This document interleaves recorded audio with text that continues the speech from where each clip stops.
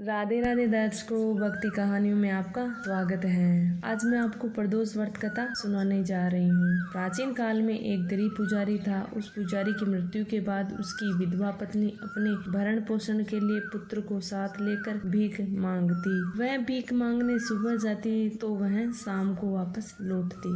एक बार उसकी मुलाकात एक घायल हुए गंभीर बालक से हुई तथा वह विदर्भ देश के राजकुमार था, जो कि अपने पिता की मृत्यु के बाद दर दर भटकने लगा। उसकी यह हालत पुजारी की पत्नी से देखी नहीं गई। वह राजकुमार को अपने साथ अपने घर ले आई और पुत्र जैसा रखने लगी। पुजारी की पत्नी अपने साथ दोनों पुत्रों को लेकर एक ऋषि के आश्रम में गई। वहां उसने ऋषि से शिव जी के प्रदोष व्रत की कथा एवं विधि सुनी तथा वह घर आकर उस व्रत को करने लगी।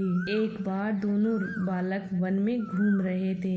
उनमें से पुजारी का बेटा तो घर लौट आया, परंतु राजकुमार वन में ही घूम रहा था कि तभी गंधर्व कन्या ने राजकुमार को देखा और उस पर मोहित हो गई। उस कन्या का नाम आशुमती था। आशुमती ने अपने माता पिता से बात कर रही थी कि तभी राजकुमार भी वहां आ गए। तभी आशुमती के माता पिता ने राजकुमार को पहचान लिया। उसे कहा कि आप विदर्भ नगर के राजकुमार हो और आपका नाम तो धर्मगुप्त है। आशुमती के माता पिता को वह राजकुमार पसंद आ गया। उन्होंने कहा कि शिव जी की कृपा से हम अपनी पुत्री का विवाह आपसे करना चाहते हैं। क्या आप इस विवाह के लिए तैयार हो? राजकुमार ने अपनी स्वीकृति दी तो उन दोनों का विवाह संपन्न हुआ।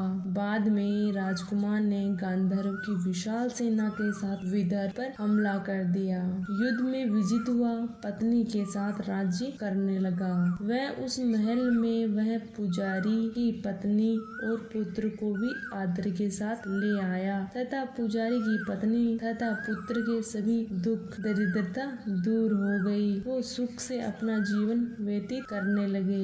एक दिन आशुमती ने राजकुमार से इन सभी बातों के पीछे का कारण पूछा। तब राजकुमार ने आशुमती को अपने जीवन की पूरी बात बताई और साथ ही प्रदोष व्रत का महत्व और व्रत से प्राप्त फल के बारे में बताया। उसी दिन से प्रदोष व्रत की प्रतिष्ठा व महत्व बढ़ गया तथा मान्यता अनुसार लोग यह व्रत करने लगे। कई जगहों पर अपनी श्रद्धा के अनुसार स्त्री पुरुष दोनों ही यह व्रत करते हैं। इस व्रत के करने से मनुष्य के सभी कष्ट और पाप नष्ट होते हैं एवं मनुष्यों को पुण्य की प्राप्ति होती है। कथा समाप्त।